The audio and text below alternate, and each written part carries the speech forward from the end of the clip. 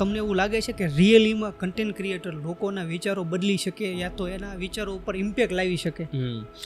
હું પર્સનલી એવું નથી માનતો. મારા કહેવાથી કોઈ એવું બદલાવાનું નથી. મારો ને એમનો સંબંધ કેટલો કે હું એમને હસાવું છું ને એ હસે છે. હવે હું એમને એવું કહું કે હું હસાવું છું ને તમને, તો ચલો તમે આ ટૂથપેસ્ટ વાપરો, તો એ નહીં વાપરે. એ જે વાપરતા હશે એ જ વાપરશે, બરાબર છે. આ વાત 2015માં મારા લાઈફમાં એક છોકરી હતી અને એ છોડીને જતી રહી મને. તો શી વોઝ હેપી. મને છોડ્યા પછી એ તો એના જીવનમાં ખુશ હતી, પણ હું ઘણા ટાઈમ પછી એમાંથી બહાર આવ્યો હતો. તો એ વાત મને યાદ છે, તો એના સંદર્ભમાં મેં આ પંક્તિઓ લખી હતી એક બે. કોઈ ધર્મને નીચું દેખાડ્યા વગર પણ હસાવી શકાય છે? હા, શક્ય જ છે. અને કદાચ કોઈ ધર્મની મજાક કર્યા વગર હસાવવું અશક્ય હોય તો આપણે હસવું જ નથી. બાકી મજાક તો ધર્મની ના જ ઉડવી જોઈએ. તમે હસવાનું મૂકી દો, હસાવાનું આપણે નથી હસાવવું, પણ જે સનાતનનું અપમાન થવું એ બહુ જ ખોટી વાત છે. અને હું એઝ અ ક્રિએટર મારી ઇમેજને મારું લેવલ સાઈડમાં મૂકી દઉં. જો જ્યારે ધર્મની વાત આવે તો હું પહેલાં ધર્મ માટે ઊભો રહું. એ વખતે મને મારા ફેમ કે એનો કંઈ ફેર નથી પડતો, મારું ફેમ જતું રહેતો.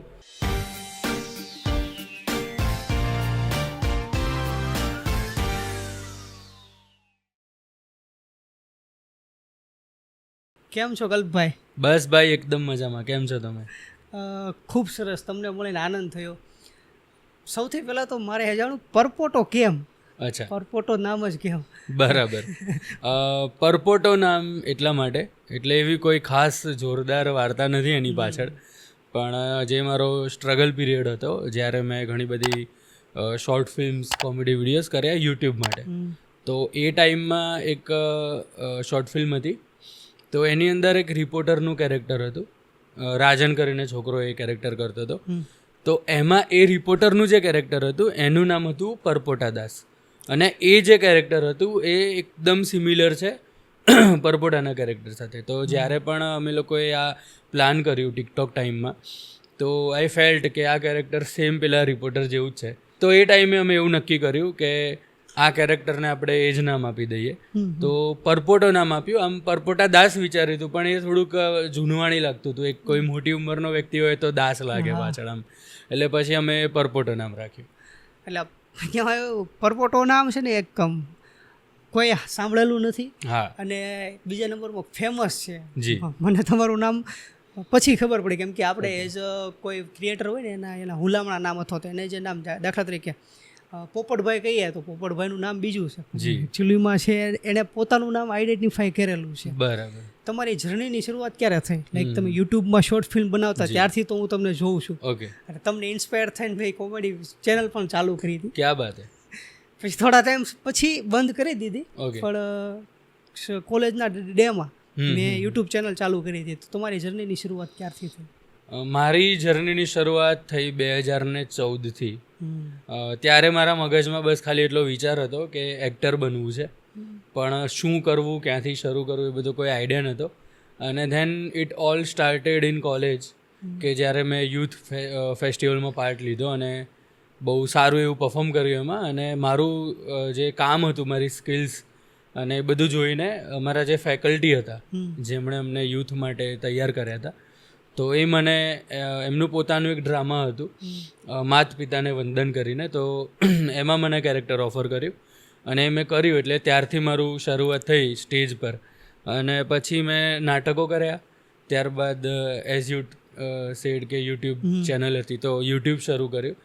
મારી પોતાની ચેનલ પહેલાં એક હતી કલરિયા ગુજ્જુ કરીને, જે મેં પોતે બનાવીને એમાં મેં વિડીયોઝ અપલોડ કરતા. અને મીનવાઇલ બીજી કોઈ લોકલ ચેનલ્સ હોય તો એમાં હું એક્ટિંગ કરતો. અને પછી એમાં મને કામ કરતાં કરતાં એક લિંક મળી કે ભાઈ એક્ટિંગનું ભણવાનું પણ આવે છે. હા, કે એની બેચલર્સની ડિગ્રી હોય કે BA વિથ ડ્રામા. તો એમાં મેં એડમિશન લીધું અને ત્યાં તો હું ઘણું બધું શીખ્યો એક્ટિંગ વિશે. મને એવું લાગતું હતું કે હું તો બહુ ધુરંધર જ છું એક્ટિંગમાં, પણ જ્યારે ત્યાં એડમિશન લીધું ત્યારે ખબર પડી કે એકચ્યુઅલી હજી તો કશું ખબર જ નથી આપણને કે અભિનય શું છે. તો ત્યાં એક્ટિંગ વિશે ઘણું બધું મને જાણવા મળ્યું. ભરત મુનિની જે નાટ્યશાસ્ત્ર એક રચના છે એના બેઝ પર ત્યાં અભિનય શીખવાડવામાં આવે છે. તો ત્યારે મને ખબર પડી કે એક્ટિંગના એકચ્યુઅલી 4 પ્રકાર હોય અને એના વગર એક્ટિંગ શક્ય જ નથી, વિચ ઇઝ આંગિક, વાચિક, સાત્વિક અને આહાર્ય. તો આ બધું સમજ્યા પછી ફરીથી મેં થિયેટર કર્યું અને ખૂબ મજા આવી. અને પછી ઇન બિટવીન વચ્ચે ટિકટોક શરૂ થયું, તો એમાં ઓનેસ્ટલી સ્પીકિંગ ટાઈમપાસ માટે વિડીયો બનાવવાના શરૂ કર્યા હતા. અને આપણા ગુજરાતની જનતાને એટલો સરસ રિસ્પોન્સ મળ્યો કે ઉત્સાહ વધી ગયો કે ના ભાઈ હજી બનાવી. અને પછી પરપોટાનો જન્મ થયો. અને પછી 2018થી અત્યાર સુધી કોન્સ્ટન્ટ પરપોટાના વિડીયોઝ જ ચાલુ છે. અને ભૂતકાળમાં જ્યારે મેં તમને વાત કરી કે મારી પોતાની યુટ્યુબ ચેનલ હતી, ત્યારે 2 ફિલ્મ પણ કરી છે મેં. અને એક રિલીઝ થઈને જતી રહી છે અને બીજી રિલીઝ નથી થઈ કોઈ કારણોસર. યસ, તો અત્યાર સુધી પરપોટો ચાલ્યું. હવે મારે કરવું છે થિયેટરમાં કમબેક. યસ, તો મારા એક ઓળખીતા છે જે પોતે નાટકના પ્રોડ્યુસરને એવું છે, તો મેં એમને વાત કરી. અને પછી રિસન્ટલી પગાર વધારો નાટકનો અમે પહેલો શો કર્યો અમદાવાદમાં, અને બહુ જ સરસ રિસ્પોન્સ આવ્યો. અને હવે નેક્સ્ટ શો માટે પ્લાન કરી રહ્યા છીએ. અને ગુજરાતમાં અલગ અલગ સિટીઝમાં પણ શો કરવાની ઈચ્છા છે. તો તમારા પોડકાસ્ટ થ્રુ હું બધાને કહેવા માગીશ કે તમારા સિટીમાં તમારે શો કરવો હોય તો મને ઇન્સ્ટાગ્રામમાં મેસેજ કરો, પછી આપણે બધું વર્કઆઉટ કરીએ. અને તમારા સિટીમાં આવીને પરપોટો કલાક, સવા કલાક, 2 કલાક લાઈવ કોમેડી કરશે. વિડીયોમાં તો તમે જુઓ છો, પણ લાઈવ પણ નિહાળો. અને મને પણ એવો સરસ મોકો મળે કે હું મારા જે ફોલોઅર્સ એમને રૂબરૂ મળી શકું. તો આવી કંઈક જર્ની છે. જર્ની થોડીક સ્ટ્રગલ ભરી, કેમ કે as a common man like આપણે શું કહેવાય સામાન્ય માણસના બેકગ્રાઉન્ડમાંથી આપણે શીખવાનું હતું કે કેમ કેમેરો ફેસ કરવો, કઈ રીતે વર્ક કરે બધું, કઈ રીતે પ્રોડક્શન આવું. તો શરૂઆતમાં કેમેરો ફેસ કરો ત્યારે સ્ટ્રગલ થતું, કેમ કે મારે તો હજી થોડું થાય, થોડુંક આમ ગભરામણ થાય. ઓકે, ગભરામણ તો થાય જ ભાઈ, એ તો આજની તારીખે પણ થાય છે. પણ કેવું છે ભાઈ કે જે કેમેરો પહેલી વખત ફેસ કર્યો ને ત્યારે તકલીફ પડી જ હતી. જે મેં ના કીધું કે ફિલ્મ મળી હતી મને, તો ફિલ્મમાં જ મારો પહેલો જ દિવસ હતો શૂટિંગનો અને મારો પહેલો સીન. અને એ વખતે કેવું હોય, પેલું યુટ્યુબ તો કરેલું, પણ એમાં કેવું આપણા જ મિત્રો હોય આજુબાજુમાં, આપણને બહુ કમ્ફર્ટ ઝોનમાં આપણે કામ કરતા હોઈએ, શરમ ન લાગે મિત્રો વચ્ચે. એ ટાઈમે એવું થયું ફિલ્મમાં કે જેવું એક્શન બોલે, હવે મારી આજુબાજુમાં 70 માણસો, પિક્ચરનું જે ક્રૂ હોય, બધા લાઇટવાળા હોય, સાઉન્ડવાળા હોય, આખી ટીમ હોય. તો હું ભગવાઈ ગયો. એક્શન બોલ્યા છે ડિરેક્ટર, અને હું કંઈ બોલી જ નથી રહ્યો, હું આમ બસ ઊભો જ છું. અને પછી મને એક ગાળ પડી મોટી, કોણ ઇસકો લેકે આયા હે, બીપ બીપ બીપ. એટલે ત્યાં હું શોક થઈ ગયો. મેં તો આવું હોય એમ, સાલું આ તો એક્સપેક્ટેડ નહોતું. તો ત્યારે એ ફર્સ્ટ સીન વખતે કેમેરા માટે થોડું એવું થયું. બસ એના પછી તો એ ડર નીકળી ગયો છે. અને મહાદેવની કૃપા છે કે હવે ક્યાંય એવું ખાસ અટકાતું જ નથી. એટલે કેમેરાનો ડર લાગે જ, પણ એ સમય પ્રમાણે અને ખાસ કરીને અનુભવ પ્રમાણે તમારો નીકળી જ જાય. અને જે ગભરામણની તમે વાત કરી, એ તો એને પરફોર્મન્સ એન્ઝાયટી કહેવાય. એ જનરલી મોટાભાગના બધા આર્ટિસ્ટને થતી જ હોય, મને તો થાય જ છે. મને ખબર છે કે સ્ટેજ પર ચડીને મારે આ બોલવાનું છે અને હું સરસ જ બોલવાનું છું, પણ છતાં એક બીક હોય. એકવાર ચડી જાઓ સ્ટેજ પર પછી તો એ બધું સ્ટેજ તમારું છે, પછી વાંધો નથી આવતો. પણ હા, થોડી ગભરામણ તો એક અંદરથી ડર રહે જ.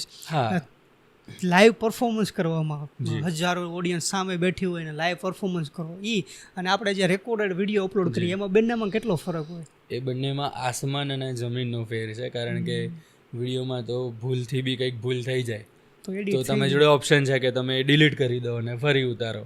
પણ when you are going live, જ્યારે પરફોર્મ કરી રહ્યા છો, તો ત્યાં તો ભૂલ માટે તો કોઈ જગ્યા જ નથી. કે તમે ભૂલ કરશો તો એવું નથી કે 2 સેકન્ડ પાછળ જઈને ફરીથી બોલ્યા. તો એ અઘરું હોય છે થોડું, અને કોન્શિયસ રહેવું પડે જ્યારે પણ લાઈવ પરફોર્મ કરતા હોઈએ. અને ખાસ કરીને કોઈ એવું કંઈ તમારા મોઢામાંથી ના બોલાઈ જવું જોઈએ કે જેનાથી કોઈને દુઃખ પહોંચે.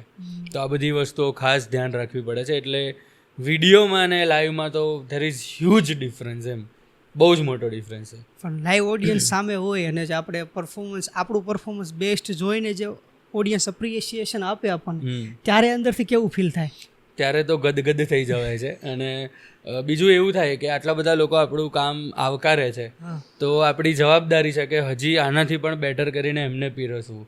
તો જ જે સંબંધ છે ઓડિયન્સ અને ક્રિએટર વચ્ચેનો જળવાઈ રહેશે. બાકી તો લોકો આવે પણ છે, ગાયબ પણ થઈ જાય છે. અમુક જે વન નાઇટ ફેમ હોય છે, જેમ કે કાચા બદામવાળા કાકા આવ્યા હતા, પેલા બહેન આવ્યા હતા વચ્ચે, સો બ્યુટીફુલ, સો એલિગન્ટ લુકિંગ. તો આ કેવું છે કે રાતોરાત વાયરલ થવાની વાત છે, પછી એ લોકો કન્સિસ્ટન્સ નથી પેલું રહી શકતા, કન્સિસ્ટન્ટ નથી રહી શકતા, કારણ કે ધે ડોન્ટ હેવ કોન્ટેન્ટ. એ તો આવું કંઈક બોલ્યા અને બસ વાયરલ થઈ ગયું.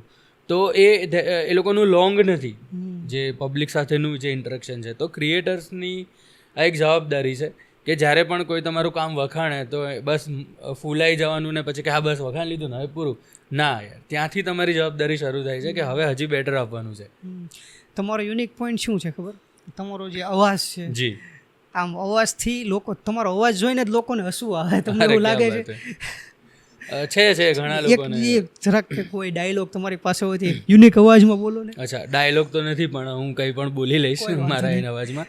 એમાં એવું છે ને ભાઈ કે અવાજ વાપરીને ઘણો હસી જાય. હજુ તો જોક મારે ના હોય એમ, એટલામાં તો દોત આવી જાય બધાને. ઓહ, આ જે ભાષા છે ને, જે એક્ઝેક્ટલી ભાષા મને નથી ખબર કયા પ્રદેશની, તમે મહેસાણાની જોડે થોડી રિલેટ કરે છે.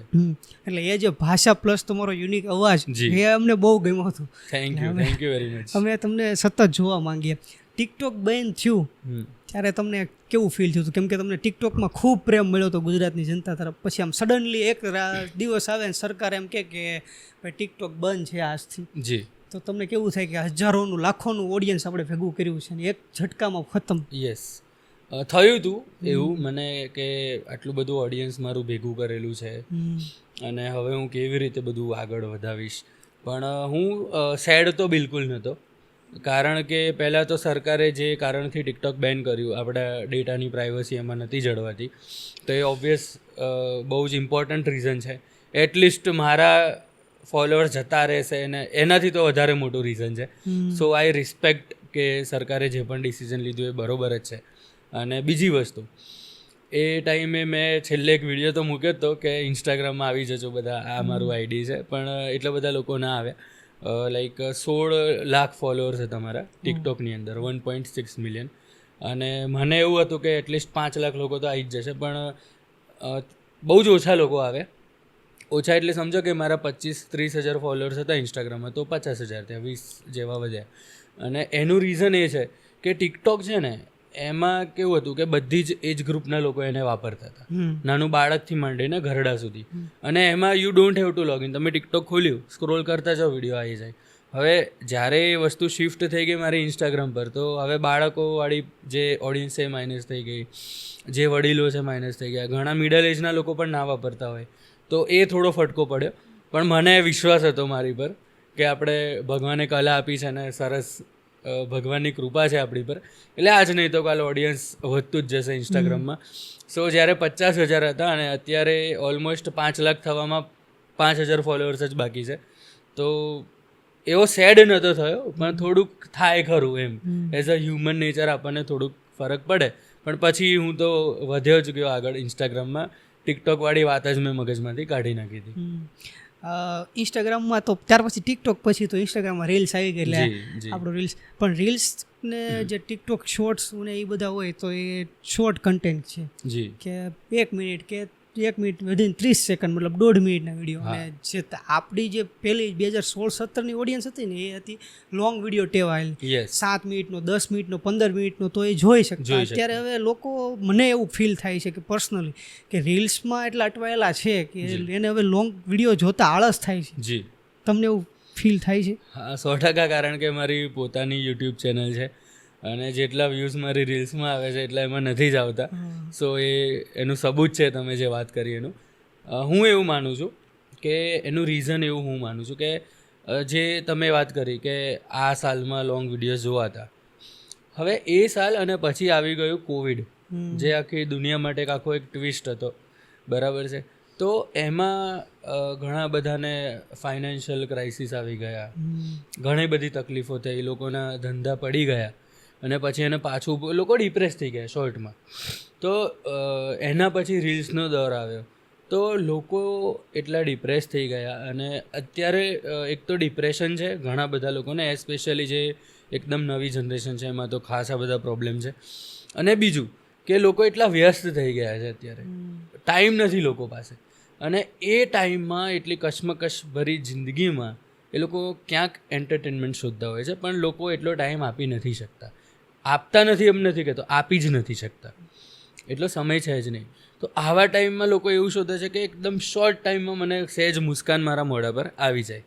તો રીલ્સ એટલે વધારે કામ કરે છે, કારણ કે 30 સેકન્ડથી 90 સેકન્ડની અંદર કોઈના મોઢા પર સ્માઇલ લાવી દેવી એ બહુ મોટી વસ્તુ છે, અઘરી વસ્તુ છે. તો એટલામાં લોકોને એન્ટરટેનમેન્ટ મળી જાય છે.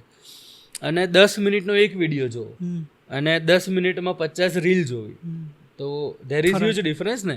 10 મિનિટના વિડીયોમાં સેમ કોન્ટેન્ટ પર તમે 10 મિનિટની વાર્તા જુઓ છો, જ્યારે 10 મિનિટમાં 50 રીલમાં તમે બધું અલગ અલગ જોઈ શકો છો. તો હું પોતે જ રીલ પ્રિફર કરું, સમજો તમે. તો આવું કંઈક રીઝન છે લોંગ વિડીયોઝનું ઓછું ચાલવાનું અને રીલ્સનું વધારે ચલણમાં આવવાનું. લોંગ વિડીયો બનાવવા માટે તો આપણે પૂરી સ્ક્રિપ્ટ જોઈએ. યસ, કે આન પછી આ આવશે સ્ટેપ બાય સ્ટેપ. શોર્ટ વિડીયોમાં એટલી મહેનત નથી હોતી. ના, મહેનત તો હોય છે શોર્ટ વિડીયોમાં પણ કમ્પેર ટુ લોંગ વિડીયો. હા, કમ્પેરિઝન કરો. એના કમ્પેરમાં તો ઓછી જ હોય છે, પણ તમે વિચારો કે તમે શું માનો છો કે એક રીલ બનાવવા પાછળ કેટલો સમય જાય, શૂટિંગ અને એડિટિંગ સાથે? શૂટિંગ અને એડિટિંગ સાથે 3-4 કલાક કદાચ, મને નથી ખબર. રીલ શૂટ કરવામાં મારી વાત કરું તો મિનિમમ 2 થી 3 કલાક શૂટમાં જ લાગે છે, અને એડિટિંગમાં પણ સેમ 3 થી 4 કલાક. મતલબ 1.5 મિનિટની રીલ્સ બનાવવા માટે યસ. પહેલાં નહોતું લાગતું એવું. પહેલાં તો એવું હતું કે અમારી એક ફિક્સ જગ્યા હતી, કદાચ તમે જોયું હોય તો, પાછળ એક ઝાડ હોય અને હું ને પેલા બબલભાઈ ઊભા છીએ. તો એમાં તો કેવું ભાઈ કે આ વિડીયો મૂક્યો દિવાલ પર, વિડીયો ચાલુ કર્યો, બોલી લીધું, ફટાફટ સાઉન્ડ ઇફેક્ટ નાખીને એડિટ કરીને મૂકી દીધું. પણ નાવ હવે પેલું છે ને ભાઈ, સમય પ્રમાણે થોડું અપગ્રેડ થવું પડે. સો નાવ થોડું પ્રોફેશનલી શૂટ કરીએ છીએ. ગિમ્બલ હોય, DSLR હોય, બધું હોય, પછી લાઇટ્સ હોય, પછી આ છત્રીને શું કહેવાય આઈ ડોન્ટ નો, પણ આવું બધું હોય. 36 કહું છું. હા, અને રિફ્લેક્ટર હોય છે. આ બધું યુઝ કરીને અમે લોકો શૂટ કરીએ છીએ, અને એમાં પ્રોપર લાઇટિંગ સાથે. પહેલાં તો કેવું કે ગમે તેમ ભાઈ અહીંયા સૂર્ય નથી આવતો, અહીંયા લઈ લે કેમેરો, એ રીતે નહીં. તો હવે સમય જાય છે, એટલે સમય થાય, લોંગ વિડીયોથી થોડો ઓછો થાય, પણ થાય. જ્યારે આપણે શૂટ કરતા હોય રીલ્સ કે કોઈ પણ વસ્તુ, ત્યારે કેવા કોમેડી સીન થઈ જાય. લાઈક આપણે પરફેક્ટ સ્ક્રિપ્ટ પ્રમાણે જ હાલતા હોય કે આપણે આ રીતે કરવાનું છે, પણ કોઈ મિત્ર હોય, કેમેરામેન હોય કે કોઈ તમારા મિત્ર છે જે સૌથી વધારે મસ્કરી કરતા હોય. એકચ્યુઅલી જ્યારે મેં તમને વાત કરી ટિકટોક ટાઈમમાં મેં વિડીયોઝ બનાવતા દિવાલ ઉપર મૂકીને, ત્યારે એવી બહુ કોમેડી થતી. કારણ કે પેલું નવા ફેમસ થયા હતા ને, એટલે ઘણા બધા મિત્રોને મજા આવે જોવાની કે લાવો લોકો વિડીયો ઉતારે છે, આપણે જોવા જઈએ. તો એ ટાઈમે કેવું હોય કે પેલું અમે જોક મારી રહ્યા છીએ, તો એ ઓબ્વિયસલી કોમેડી હોવાનું છે. તો અમે તો ના હસીએ, અમારે તો વિડીયો બને છે, પણ ચાલુ વિડીયોમાં આજુબાજુમાં લોકો હસી જાય, એટલે અમારે પાછો રીટેક લેવો પડે. આવી બધી ઘણી ઘટનાઓ થતી હતી. પછી રસ્તામાં જતા આવતા લોકો ઓળખી જાય, ઊભા રહે, અને એ બધી ઘણી બધી વિયર્ડ પરિસ્થિતિ ઊભી થાય. એક બેન એવી રીતે ઊભા રહ્યા હતા અમને જોઈને કે તમારી ફેન છું, હું તમને ઘણા ટાઈમથી શોધું છું અને આજે મળી ગયા. મેં થેન્ક યુ વેરી મચ. પછી કહે કે મને ચૂંટલી ગણો, કે મને સપનું લાગે છે. તો આ મને બહુ કોમેડી લાગ્યું હતું કે યાર સામે તો ઊભો છું એમ, અને એવું. અને હું એવો બી કોઈ મોટો સ્ટાર નથી કે ચૂંટલી ખણો મને બિલીવ નથી થતું. It's okay. તો મને એમાં એવું બધું થતું ને ત્યારે મને બહુ હસવું આવતું. અને સૌથી ફનીએસ્ટ મને એ લાગતું કે કોઈ ફેન મળે, જનરલી તો લોકો ફોટો જ પડાવે, પણ અમુક કે ગીત ગાઓ ને અમારા માટે. એટલે હું ક્રિએટર છું ભાઈ, સિંગર તો છું ને, હું કઈ રીતે ગીત ગાઉં, અને હું ગીત ગાઈશ તમે ભાગી જશો અહીંયાથી. તો મને એક આ ફની લાગે કે, અને એવું નહીં એકવાર ભાઈ, આ તો મલ્ટિપલ ટાઈમ્સ અત્યારે બી થાય છે કે મારા બેબીનો બર્થડે છે, એક ગીત ગાઈને મોકલાવ. હું ગીત ક્યાંથી ગાઈને મોકલું? તો આવું બધું થતું. ડિમાન્ડ. અને અત્યારે તો કોઈ એવું કોમેડી નથી થતું, કારણ કે અત્યારે તો બહુ જ પ્રોપર ફોકસ ડેડિકેશનથી શૂટ જ ચાલતું હોય છે. અને થોડું એવું છે મારું સેટ ઉપર કે એગ્રેશનમાં આવું, એટલે એવું કારણ વગરનું નહીં, પણ મજાક મસ્તી હું નથી ચલાવી લેતો, કારણ કે પહેલાં કામ થઈ જવું જોઈએ, મારું ફોકસ એવું હોય છે. તો સેટ પર તો થોડું ગંભીર અને વર્કહોલિક માહોલ હોય છે. મજાક મસ્તી પહેલાં બહુ થતી હતી. તમને ગંભીર જોવાની કોઈની આદત હશે નહીં? હા, તમે આમ ગંભીર પરિસ્થિતિમાં કામ કરતા હોય એવી લગભગ કોઈ એક્સપેક્ટેશન ના કરી હોય. લોકો ના કરે, પણ મારી સાથે જે કામ કરે છે દે આર અવેર કે થોડું હોય છે એવું. જ્યારે આપણે ગુજરાતી કન્ટેન્ટ ક્રિએશનની વાત કરીએ, ત્યારે તમને લાગે છે કે એ ઇન્ડિયા લેવલે કમ્પીટ કરી શકે ગુજરાતી કન્ટેન્ટ ક્રિએટર? યસ કરી જ શકીએ. અને ઘણા બધા એવા ગુજરાતી ક્રિએટર્સ છે, મીન્સ ગુજરાતના છે પણ રહે છે બહાર, જેમ કે મુંબઈ રહે છે કે દિલ્હી રહે છે, તો they are making Gujarati content, ભલે ત્યાં રહે છે, અને સમટાઈમ્સ એ લોકો મિક્સ કોન્ટેન્ટ પણ બનાવે છે, ગુજરાતી અને હિન્દી ભેગું હોય, તો ગુજરાત રિપ્રેઝેન્ટ થાય જ છે. અને ગુજરાત રિપ્રેઝેન્ટ તો આપણા વડાપ્રધાન શ્રી નરેન્દ્ર મોદી સાહેબ જ કરી રહ્યા છે દુનિયામાં, એટલે એ તો સૌથી મોટા ક્રિએટર છે. હા, પણ જેમ કે મેં વાત કરી અમુક ક્રિએટર, જેમ કે વિરાજ ઘેલાણી કરીને છે, તો એ ઇઝ ફ્રોમ ગુજરાત, રાઈટ? તો એ એમના કોન્ટેન્ટમાં ગુજરાતી હોય જ છે. એના બા સાથે પણ વિડીયો બનાવે છે. એક્ઝેક્ટલી, બહુ જ સરસ વિડીયો હોય છે. અને if you hard the name Parle, planet Parle કે પટેલ પાર્લે, એમની ચેનલ છે. તો એ છે ને, એ બેઝિકલી ફોરેન છે, અને મને ખ્યાલ છે ત્યાં સુધી Born and brought up in foreign છે, પણ એ ગુજરાતીમાં કોન્ટેન્ટ બનાવે છે, અને એમના વ્યુઅર્સ છે ફોરેનિયર લોકો.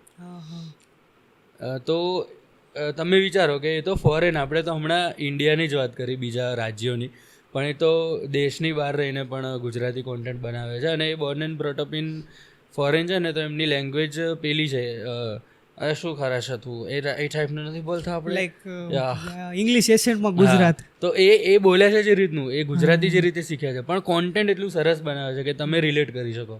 તો ગુજરાતને રિપ્રેઝેન્ટ કરે જ છે બધા ભારતમાં, અને દેશ લેવલે હજી પણ ગ્રો થશે, એ 100% દેખાય જ છે. અને as well as film industry પણ એ જ રીતે ગ્રો કરી રહી છે. હમણાં જ આપણા વશ ગુજરાતી મૂવીનું સિક્વલ બન્યું છે હિન્દીમાં, તો છે, ફ્યુચર છે. જ્યારે આપણે તમે વાત કરી કે બધા ક્રિએટર અલગ અલગ પ્રકારે ગુજરાતને પ્રેઝન્ટ કરે છે, તમે જ્યારે ફ્રી હોય ત્યારે તમે કયા ક્રિએટરને જુઓ? ઓકે, હું ભાઈ મારું એવું કોઈ ખાસ પર્ટિક્યુલર કોઈ એવી ચોઈસ નથી કે હું કોને જોઉં, પણ જનરલી હું ફ્રી હોઉં ને ભાઈ, ત્યારે હું કંઈક લખતો જાઉં છું, કંઈક નવું કોન્ટેન્ટ, કાં તો મારો વિચાર ચાલુ હોય. અને મેં છે ને ભાઈ 2 વેબ સિરીઝ પણ લખેલી છે, એવું બધું લખું છું. એ મારું ઈચ્છા છે ભવિષ્યમાં બનાવીશું.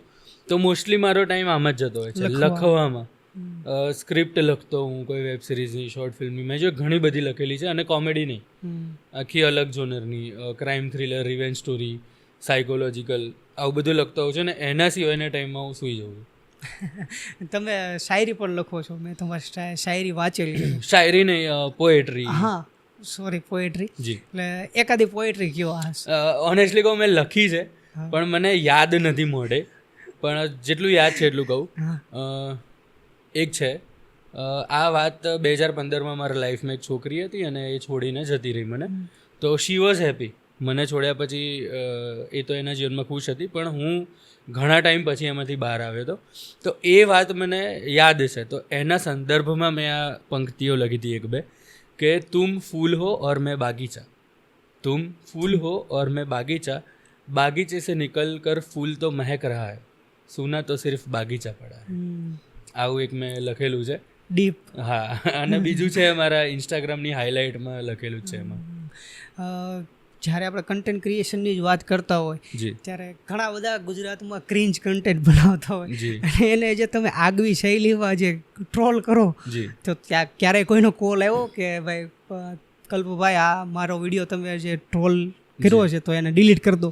ઓકે, આમ તો એ જે ટ્રોલ કરવું, જે રોસ્ટ કરવું, એ શું કહેવાય, એ કોઈ એવો ગુનો નથી. પહેલાં તો when you post something on social media which is open platform, તો ત્યાં every one has access for your video, તો એમાં તમે કંઈ જ ના કરી શકો.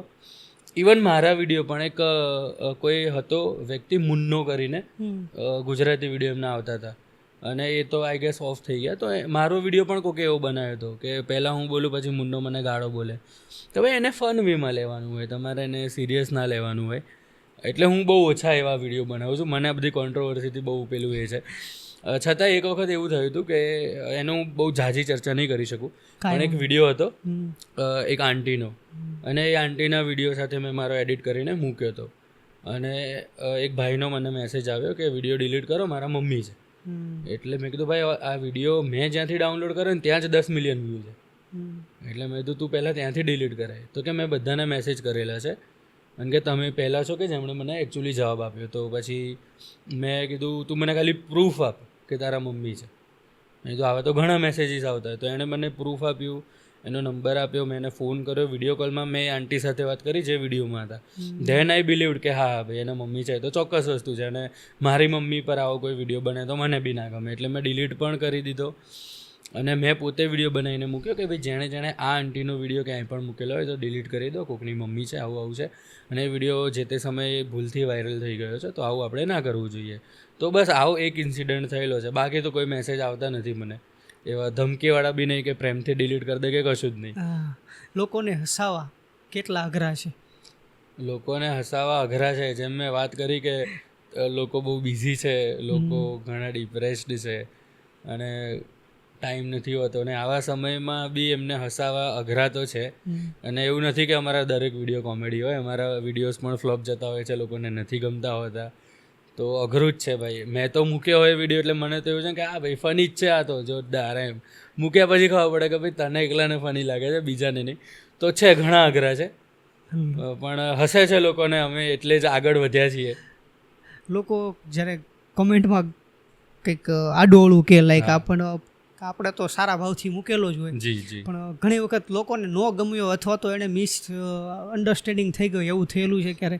કમેન્ટ વાંચીને તમને દુઃખ થાય કે ભાઈ મારો તો ભાવ આવો હતો જ નહીં. યસ, એવું થયું હતું. એક ટિકટોકમાં એક વિડીયો હતો ને, એમાં અમે કહેવા કંઈક અલગ માગતા તો લોકો સમજ્યા કંઈક અલગ, તો પછી એ વખતે થોડો ગુસ્સો તો આવ્યો હતો મને, કારણ કે 4-5 ગાળોવાળી જ કમેન્ટ આવી. એટલે મેં પછી બબલભાઈને વાત કરી, મેં કીધું યાર આપણે તો કંઈક આવું કીધું છે, આ લોકો આવું સમજી રહ્યા છે એમ. તો મેં તો શું કરવું છે, તો કે બતાય. પછી ખોલ્યું તો 5ની તો 50 થઈ ગઈ હતી ગાળો. એટલે પછી અમે તો એને ઇગ્નોર જ માર્યું, મેં તો છોડ લખવા દે, કારણ કે એમાં 100 કમેન્ટ હતી, એમાંથી 50 ગાળો હતી, પણ 50 એ હતા કે જે સમજ્યા એકચ્યુઅલી કે હું શું કહેવા માગું છું. નહીં તો આ 50 લોકો માટે થઈને આપણે વિડીયો મૂકે છે, એવું રાખો. અને બીજું તો ભાઈ ગાળો તો આવે જ છે ઇન્સ્ટાગ્રામ કમેન્ટ્સમાં, અને ખાસ તો લાઈવ થઈએ ને ત્યારે. અને મારામાં પેલો ગુણધર્મ નથી કે હું ઇગ્નોર કરી શકું, મને દાંત જબરી ચડે છે, કારણ કે લોકો બેફામ લોકો એવું સમજે છે કે ભાઈ સોશિયલ મીડિયા પર તો કોણ શું તોડી લેવાનું છે, પણ કોઈને ખબર નથી એ વસ્તુ કે ભાઈ એની પણ કલમો છે, એના ઘણા બધા પેલા આઈપીસી સેક્શન્સ છે. અને આ તો કેવું છે ભાઈ, ક્રિએટર્સ છે ને એ લોકો પડતા નથી આ બધી જમેલામાં, બાકી વાર નથી લાગતી. એક તમે સાયબરમાં કેસ કરી દો ને એટલે એ વ્યક્તિને શોધવામાં બી વાર નથી લાગતી, એનું એડ્રેસ મળી જાય, એમના ઘરે પોલીસ પણ જતી રહે ને એમને અરેસ્ટ પણ કરી લેવામાં આવે, પણ નથી. લોકોને એમ છે કે કંઈ ના થાય. અને ક્રિએટર્સ એટલું બધું પેલું લેતા પણ નથી ઇનિશિયેટિવ, એટલે લોકો ફાળ્યા છે. પણ જાગૃતિ જરૂરી છે લોકોનામાં આવી કે આ ગંભીર ગુનો જ છે, સોશિયલ મીડિયા ઉપર કોઈને અબ્યુઝ કરવું કે કોઈને ધમકી આપવી એ એક ગુનો જ છે મોટો, તો એ ખાસ કરીને ધ્યાન રાખવું જોઈએ. એટલે હું ગાળો ઇગ્નોર નથી કરી શકતો, હું સામે દઉં છું. તમે મારા ઘણા વિડીયો ખોલશો તો મેં ગાળ દીધેલી હશે, કારણ કે ભાઈ હું કેમ કોઈની મફતમાં ગઈ લઉં. આપણે કે એવું, અને એવું તો છે ને કે ઓહો પરપોટા ભાઈ ગાળો બોલે છે, હા ભાઈ હું માણસ જ છું ને, અને મને કોઈક દે તો હું દઉં, હું સામેથી તો દેતો નથી. અને મારા વિડીયોઝ તો બહુ જ શુદ્ધ હોય છે, એમાં તો કોઈ એવું કંઈ હોતું નથી વલ્ગારિટી, અને છતાંય તમે મને ગાળો લખો તો પછી મને તમારાથી ડબલ વલ્ગારિટી કરતા આવડે છે. અને હું તો એમ કહું છું કે તમારામાં એટલી બધી ત્રેવડ હોય તો રૂબરૂ આવો, રૂબરૂ મને ગાળ બોલો. અને કેવું થાય, કન્ટેન્ટ ક્રિએટર ગાળો દેવાવાળાને ગાળો દે અને એ તો ભૂલી જાય, કમેન્ટ્સ બીજો વિડીયો કરીને સ્ક્રોલ કરીને વૈયા જાય. પણ જ્યારે કન્ટેન્ટ ક્રિએટર એક ગાળ કે અથવા તો એક ખરાબ મેસેજ વાંચે ને ત્યારે એને અંદરથી દુઃખ થાય અને એનું જે બહુ મોરલ ડાઉન થાય એવું તમને લાગે છે? મારું મોરલ ડાઉન નથી થતું, મને તો ફેર નથી પડતો. હવે ફેર પડે તો હું જવાબ આપી દઉં છું. પણ યસ, ઘણા ક્રિએટર્સને તકલીફ, દરેકના ભાઈ વિચાર અને સ્વભાવ અલગ હોય, મનોસ્થિતિ દરેકની અલગ હોય. હમણાં તમને ખ્યાલ હોય તો એક છોકરો જ હતો, બહુ યંગ એજનો હતો અને નોન ગુજરાતી, અને એ છે ને પેલા ટ્રાન્ઝિશન વિડીયો બનાવતો હતો કે જેમાં એ આમ કેમેરા સામે હાથ કરે ને પછી હાથ લે એટલે છોકરીના એણે કપડાં પહેર્યા હોય ને એ રીતના એનું કોન્ટેન્ટ છે ભાઈ. અને એ તમને ફોર્સ તો કરી નથી રહ્યો કે તમારે જોવું જ પડશે. તમે ના ગમતું હોય તો ડોન્ટ ફોલો હિમ, કે એને તમે બ્લોક કરી શકો છો. તો પણ લોકો એને એટલો ટ્રોલ કર્યો અને એના એટલા બધા મીમ્સ બન્યા, છેલ્લે છોકરાએ સુસાઇડ કરી લીધું. હમણાં રિસન્ટ ટાઈમની વાત છે. તો એ ભાઈ આવું છે કે દરેક ક્રિએટર પર અલગ અલગ ઇમ્પેક્ટ પડતો હોય છે. કોઈક સુસાઇડ પણ કરી લે છે, કોઈક ડિપ્રેશનમાં જતું રહે, કોઈ હોય તો એનું એડ્રેસ શોધીને ઝઘડવા જાય, મોટી બબાલ થઈ જાય, મારા જેવા જવાબ આપીને છૂટી જતા હોય. તો આવું ના કરવું જોઈએ, કારણ કે તમે તમારા 5 સેકન્ડના મજાક માટે કે વોટ એવર તમારી બહુ હિંમત બતાવી દેતા હોય કમેન્ટ લખીને, તો એનાથી કોઈને બહુ ઊંડો ઇમ્પેક્ટ પડતો હોય છે તો ના કરવું જોઈએ. બી રિસ્પોન્સિબલ. કન્ટેન્ટ ક્રિએટર તો ઘણા બધા ભારતમાં છે, તો તમને એવું લાગે છે કે રિયલીમાં કન્ટેન્ટ ક્રિએટર લોકોના વિચારો બદલી શકે યા તો એના વિચારો ઉપર ઇમ્પેક્ટ લાવી શકે? હું પર્સનલી એવું નથી માનતો. હા. કારણ કે જેને જે કરવું છે એ જ કરવાના છે. મારા કહેવાથી કોઈ એવું બદલાવાનું નથી. મારો ને એમનો સંબંધ કેટલો કે હું એમને હસાવું છું ને એ હસે છે. હવે હું એમને એવું કહું કે હું હસાવું છું ને તમને, તો ચલો તમે આ ટૂથપેસ્ટ વાપરો, તો એ નહીં વાપરે. એ જે વાપરતા હશે એ જ વાપરશે, બરાબર છે.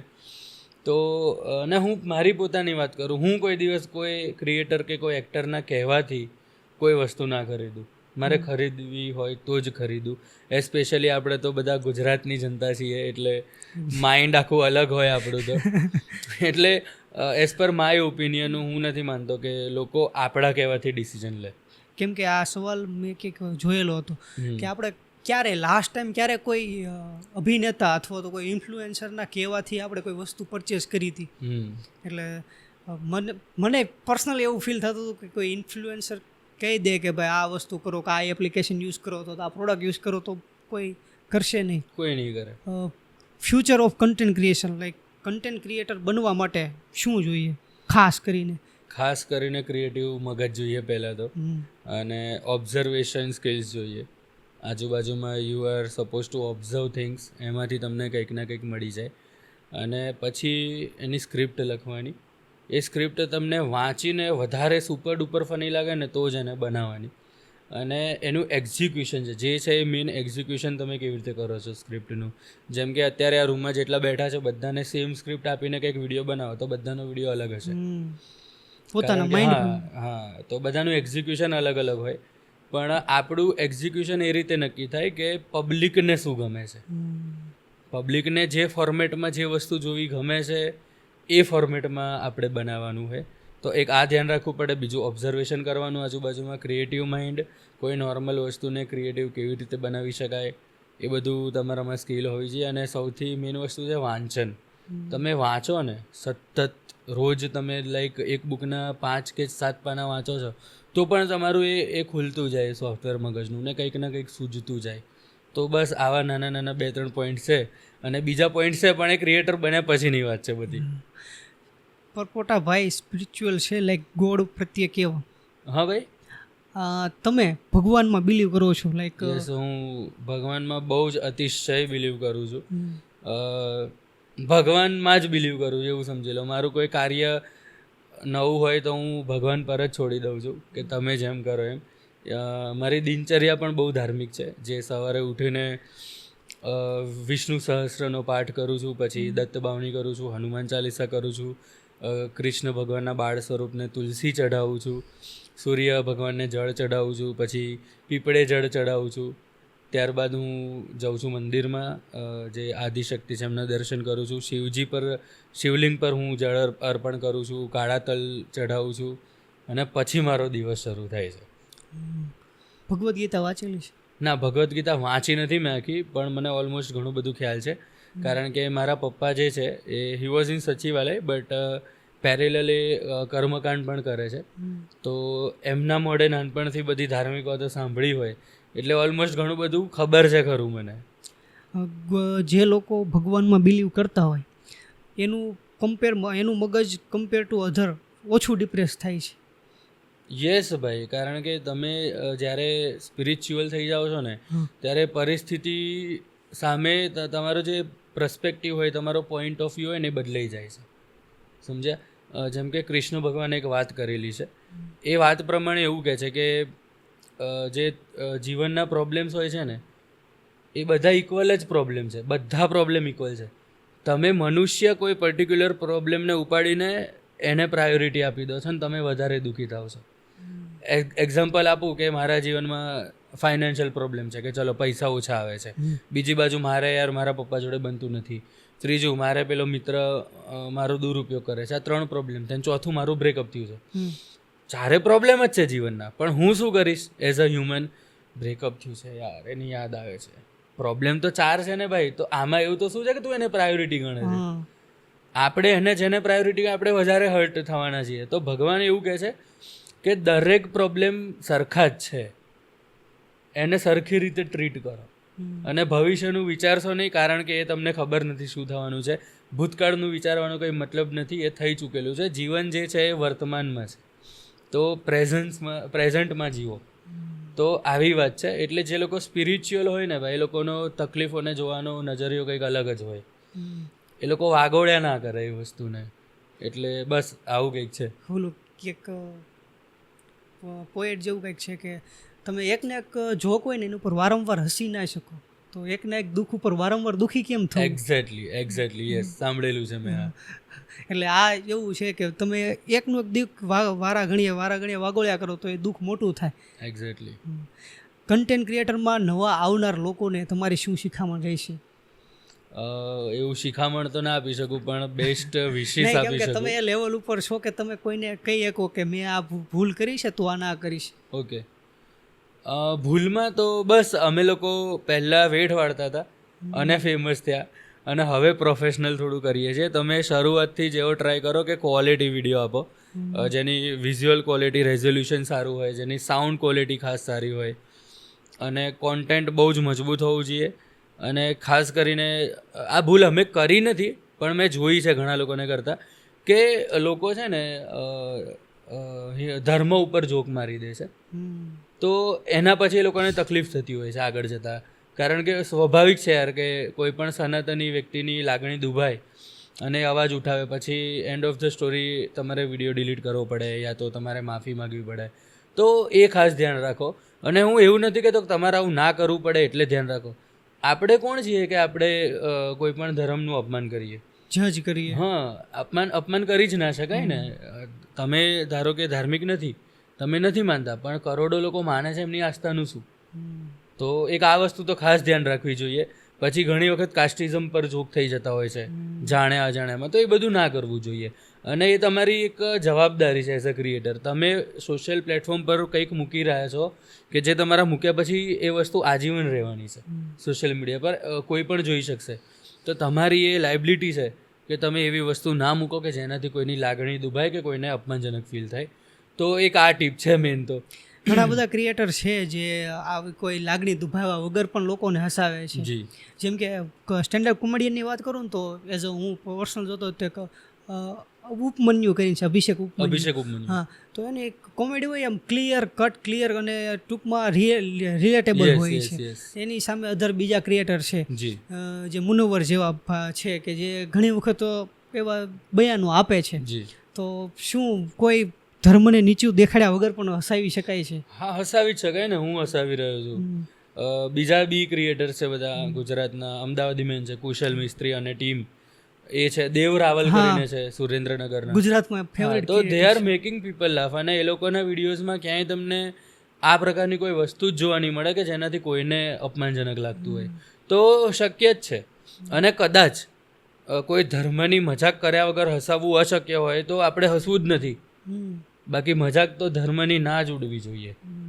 તમે હસવાનું મૂકી દો, હસાવાનું આપણે નથી હસાવવું, પણ જે સનાતનનું અપમાન થવું એ બહુ જ ખોટી વાત છે. અને હું એઝ અ ક્રિએટર મારી ઇમેજને મારું લેવલ સાઈડમાં મૂકી દઉં. જો જ્યારે ધર્મની વાત આવે તો હું પહેલાં ધર્મ માટે ઊભો રહું.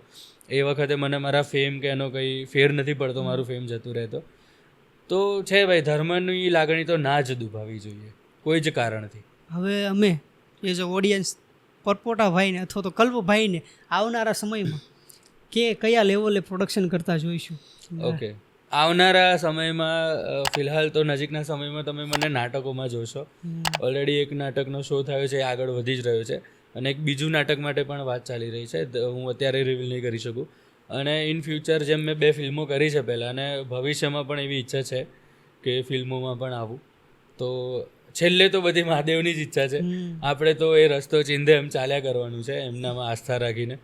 તો શોર્ટ ટાઈમ માટે તો નાટકમાં જોવા મળીશ તમને હું, અને પછી આગળ ફિલ્મોમાં પણ જોઈ શકો છો જો ભગવાનની ઈચ્છા રહી તો.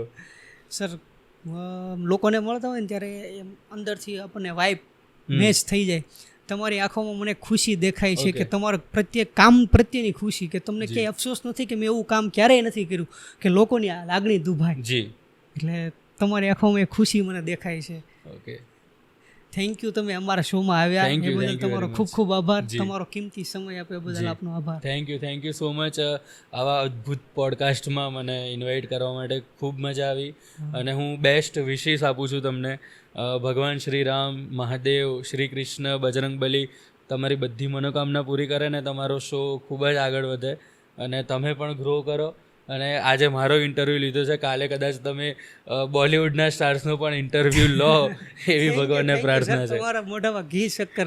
જી thank you very much. Thank you.